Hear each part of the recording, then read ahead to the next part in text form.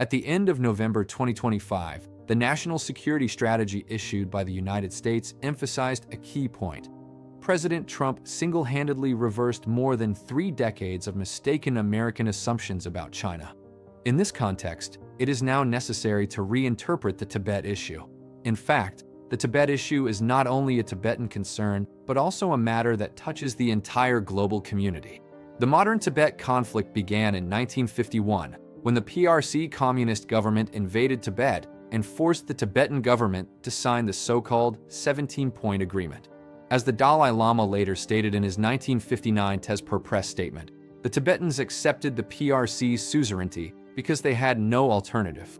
International legal experts and the Tibetan government in exile, formed at the end of 1959, consider this agreement invalid because it was signed under pressure.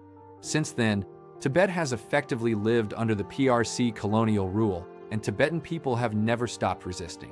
Beginning in 2009, waves of Tibetan self-immolations emerged, a heartbreaking demonstration that many Tibetans felt they had no other path left, and the world witnessed one of the most extreme forms of nonviolent protest. But beyond the history of political conflict, there are deeper reasons why the world should care. First, Tibet is home to a civilization with extraordinary historical and cultural value. It is the water tower of Asia, the source of the Yellow, Ganges, Mekong, and other great rivers, the very rivers that shaped Asian civilizations.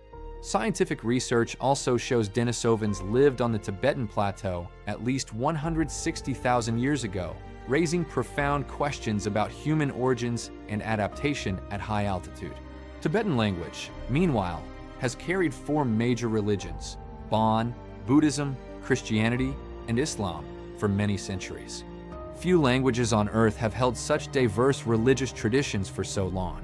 Tibet's cultural legacy also extends into the future.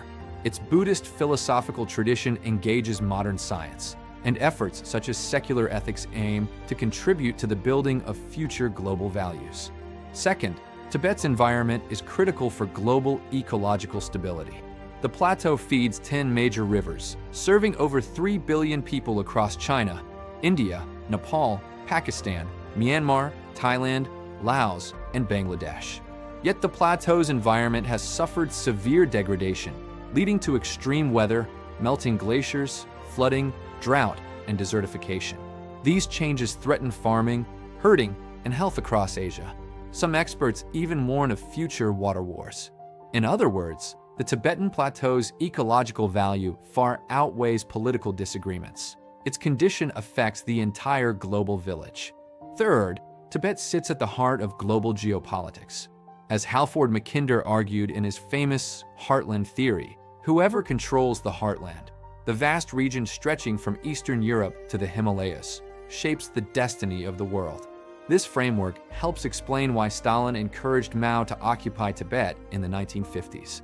The Tibet issue is not a local dispute. It is an unresolved chapter in the historic struggle between communism or authoritarianism and liberalism.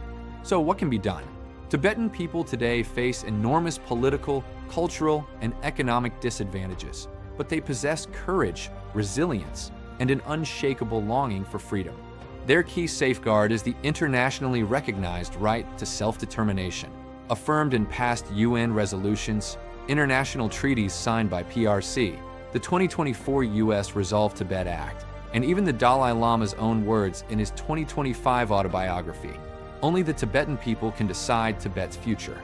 Given all this, just as the first island chain plays a decisive role in maritime power within global geopolitics, the Tibetan Plateau plays an equally decisive role in land power. At the same time, it holds the potential to be designated as a natural park for the global village. Protecting Tibet means protecting our planet, our shared history, and our collective future.